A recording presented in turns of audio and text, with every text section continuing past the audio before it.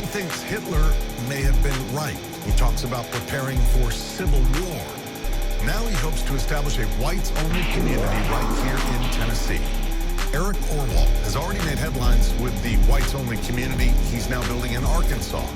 Tonight, as part of his ongoing Confronting Hate investigation, our chief investigative reporter Phil Williams uncovers some exclusive new details about this controversial figure and what he has planned for the volunteer state. And Phil, I understand you had some tough questions for this man.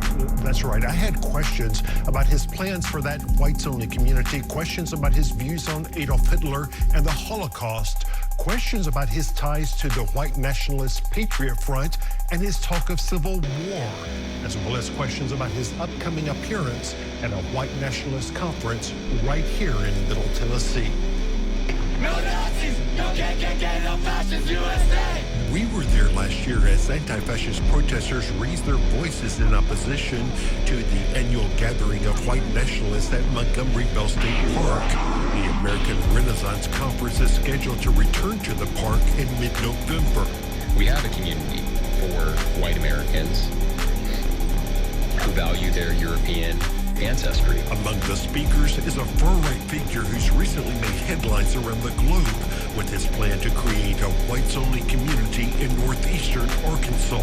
Of course, we're concerned about the ability of white Americans to have their own communities in the future, and I think this is a discussion that needs to happen. Eric Orwell told me he wants to test federal fair housing laws, which is why he created a group called Return to the Land as a private membership association, in other words, a private club, with plans to create other whites-only communities. Right now, there are a few hotspots that we're honing in on: Idaho, Tennessee, the Ozarks. You say Tennessee? Yeah, that's one of those hotspots. And where in Tennessee are you looking at? A few different locations: eastern Tennessee, central Tennessee.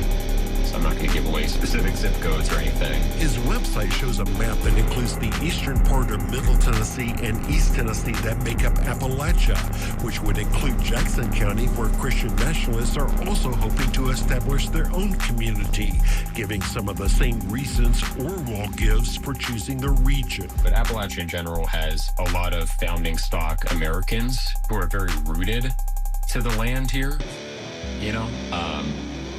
People who came over more recently might not have that very deep sense of white American identity.